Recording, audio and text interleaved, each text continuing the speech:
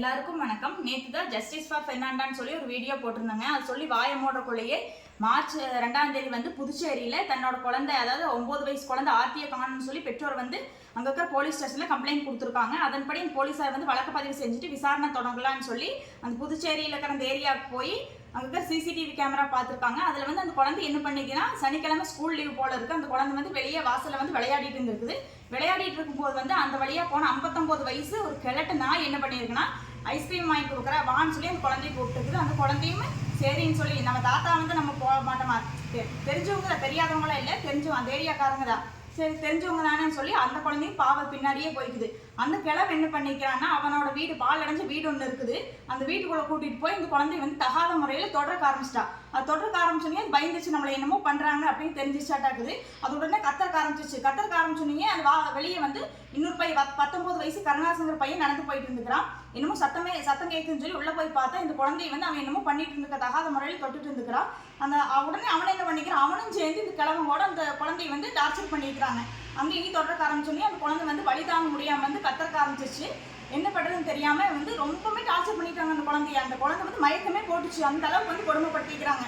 அவங்க என்ன நினச்சிட்டாங்க, குழந்தை செத்து தான் போச்சாட்டாக்குது அப்படின்னு நினச்சிட்டு அந்த ஆள் வந்து வயசானவங்க 59 வயசு கிழவனுக்காங்கல்ல, அவன் வேட்டி கட்டிக்கிறான். அந்த வேட்டியை கிழிச்சு அந்த குழந்தையோட கையிலையும் கால்லையும் டைட்டாக கட்டிட்டாங்க, இறுக்கமாக கட்டி அங்கே பின்னாடி ஒரு அவங்க ஏரியா இருக்குது, அங்கே வந்து சாக்கடை இருக்குது, அந்த சாக்கடையில் மூட்டை கட்டி தூக்கி வீசிட்டாங்க.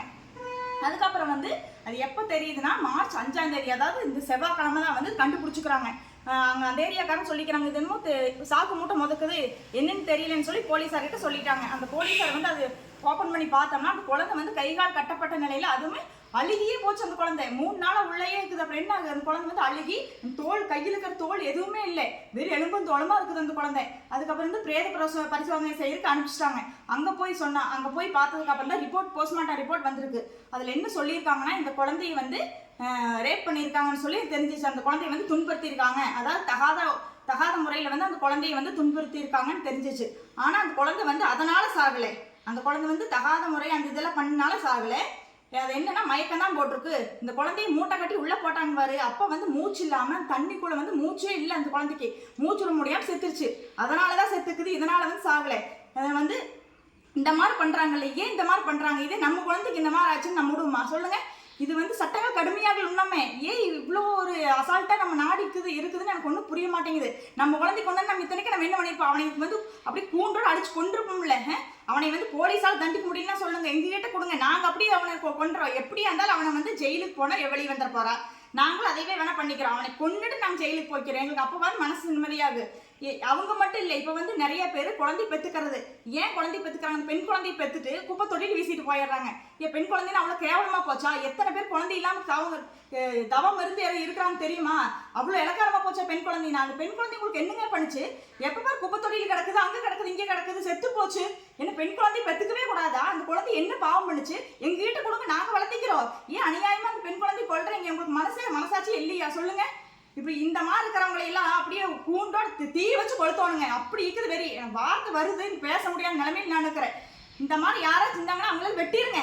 எனத்துக்காக நாட்டுக்கு என்ன பண்ண போறாங்கன்னு தெரியும்.